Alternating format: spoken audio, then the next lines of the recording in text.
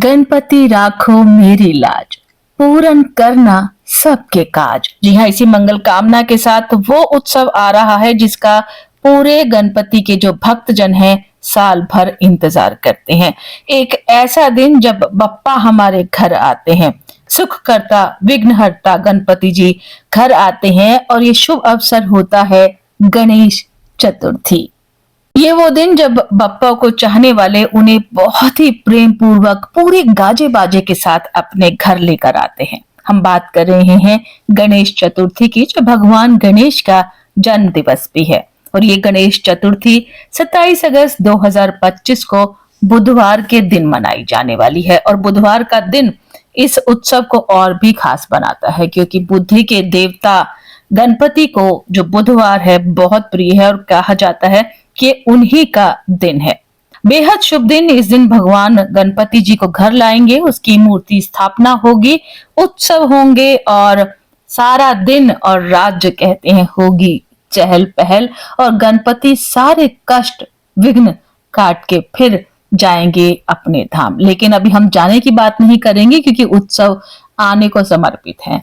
तो गणेश चतुर्थी का क्या महत्व है, गणेश चतुर्थी क्यों मनाई जाती है, इसके पीछे क्या रोचक कथाएं हैं, इन सभी कथाओं को आइए आज आप सभी के साथ साझा करते हैं पॉडकास्टर वंदना के माध्यम से, और चलते हैं इस बहुत ही शुभ और मंगलकारी यात्रा पर। क्या आप जानते हैं कि गणेश जी को क्यों कहते हैं विघ्नहर्ता, या उनकी वो कथा जहां वो चंद्रमा को श्राप देते हैं? अगर नहीं तो चलिए आज इस पॉडकास्ट के माध्यम से हम खोलेंगे हिंदू पौराणिक कथाओं के कुछ बहुत ही अनूठे राज। ये एपिसोड इतना रोचक होने वाला है कि आप अंत तक हमारे साथ बने रहेंगे। तो चलिए शुरू करते हैं। गणेश चतुर्थी भाद्रपद महीने की शुक्ल पक्ष की चतुर्थी को मनाई जाती है। ये भगवान गणेश का जन्म दिवस है, जो बुद्धि, समृद्धि और विघ्नों को दूर करने वाले देवता माने जाते हैं। पौराणिक कथाओं की माने तो उसके अनुसार गणेश जी शिव और पार्वती जी के पुत्र हैं। लेकिन क्या आप जानते हैं उनका जन्म एक बहुत ही रहस्यमयी घटना से हुआ था। एक बार की बात है, माँ पार्वती कहते हैं स्नान करने जा रही थी। तब उन्हें लगा कि अरे घर पर तो कोई है ही नहीं, तो द्वार पर किसको खड़ा करूं। तो ऐसे में उन्होंने अपनी शक्ति से यानी अपनी मैल से एक बालक को बना दिया और बालक को नाम दिया गणेश। और उन्हें कहा कि बालक तुम द्वारपाल के रूप में द्वार पर खड़े हो। तब वो माँ की आज्ञा मानकर द्वार पर खड़े हो गए। ऐसे में शिव जी आए तो गणेश जी ने उन्हें अंदर आने से रोका। शिव जी ने जब अंदर जाने का प्रयास किया तो गणेश जी ने फिर उन्हें रोकने की कोशिश की। तब क्या था, शिव जी का क्रोध बढ़ गया। उन्होंने क्रोध में आकर गणेश जी का सिर काट दिया। ये बात जब बाद में पार्वती जी को पता चली तो वो बहुत गुस्सा हुई और उन्होंने कहा कि किसी भी शर्त पर वो गणेश जी को पुनः जीवित करें। कहते हैं तब शिव जी ने पूरे ब्रह्मांड का चक्कर लगाया कि कहां से किसका सर लाकर जो है यहाँ पर गणेश जी को लगाया जा सके। ऐसे में शिव जी ने एक हाथी के बच्चे का सिर लगाकर गणेश जी को पुनः जीवित किया। तभी से गणेश जी का ये हाथी वाला रूप प्रसिद्ध हो गया। पूरे भारत में खासकर महाराष्ट्र की बात करें ना तो 10 दिनों तक ये गणेशोत्सव चलता है। मूर्ति स्थापना से लेकर विसर्जन तक सभी में होती है अपार श्रद्धा और समर्पण। चलिए अब सुनते हैं उनकी एक ऐसी कहानी जो शायद आप नहीं जानते होंगे। जानते हैं गणेश जी ने एक बार चंद्रमा को श्राप भी दे दिया। बात तब की है जब एक बार गणेश जी अपने वाहन मूषक पर सवार होकर कहीं जा रहे थे। अब उनका पेट बड़ा था और मूषक राज छोटे से, तो अचानक मूषक लड़खड़ाए और गणेश जी गिर पड़े। तब चंद्रमा ने ये देखा और हंस दिए। क्रोध में गणेश जी ने श्राप दिया कि चंद्रमा आप कभी भी पूर्ण नहीं दिखेंगे। बाद में चंद्रमा को अपनी गलती का जब भान हुआ तो उन्होंने माफी मांगी और गणेश जी ने कहा कि चतुर्थी को जो मुझे पूजेगा उसका श्राप दूर होगा। यही वजह है कि गणेश चतुर्थी पर कहते हैं चंद्र दर्शन नहीं करने चाहिए। है ना बहुत ही रोचक सी एक कथा।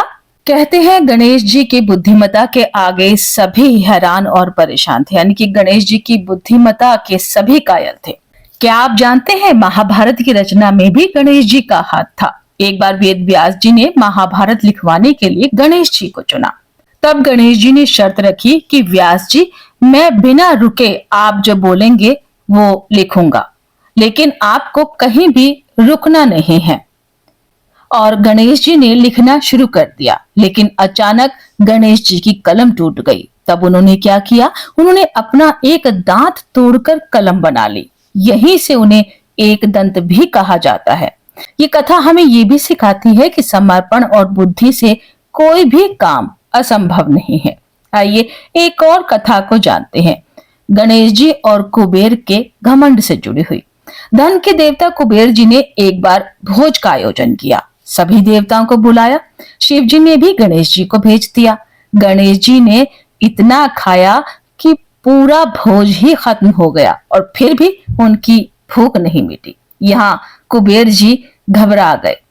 इसके पीछे की कथा ये थी कि कुबेर जी को ये एहसास था कि मैं तो बहुत ही समृद्ध हूँ और मेरे भंडारे इतने ज्यादा हैं कि मैं किसी को कितना भी दूं, कितना भी बांटूं, वो कहाँ घटने वाले हैं। आखिर मैं कुबेर हूँ।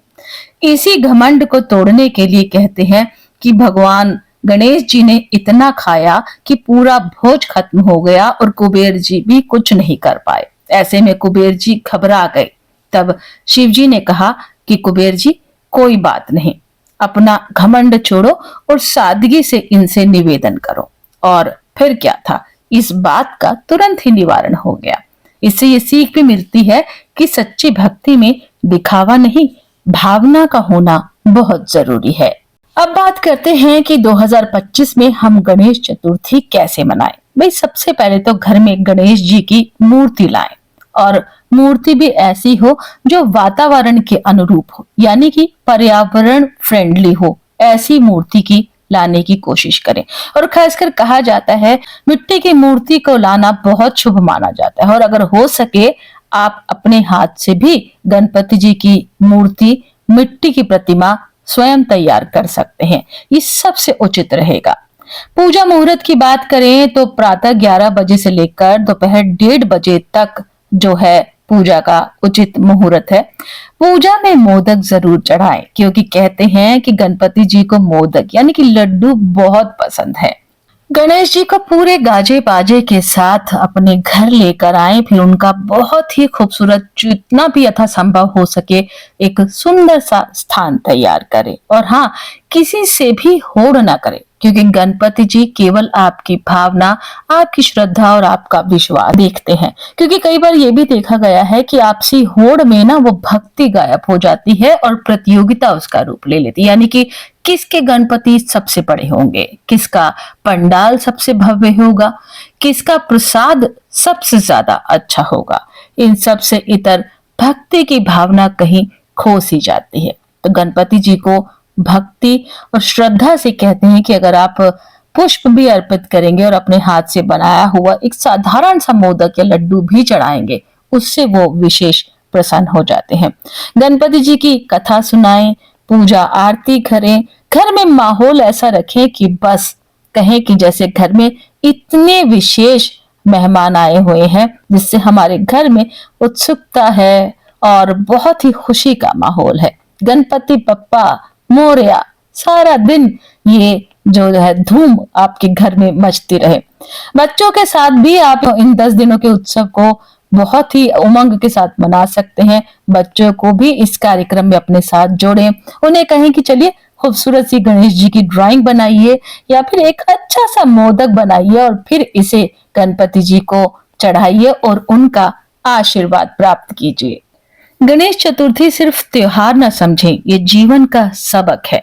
विघ्नों को हटाना और बुद्धि से जीतना।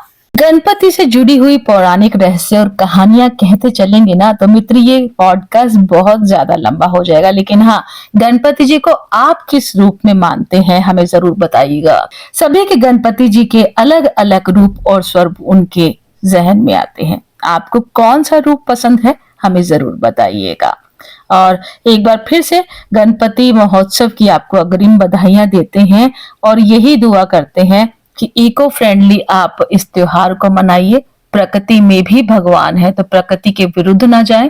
गणपति जी को जितने आदर और सत्कार से लाएं, उतने ही प्रेम पूर्वक तरीके से उनकी भावभीनी विदाई भी करें। ये नहीं कि आप उनको कहीं भी छोड़ दीजिए और बस होड़ हो कि गणपति जी को एक दूसरे को दिखाने के चक्कर में घर लाना था, अब उन्हें छोड़ कर आना है। उन्हें आदर के तरीके से लेकर आइए और उतने ही आदर से दीजिए उन्हें विदाई भी।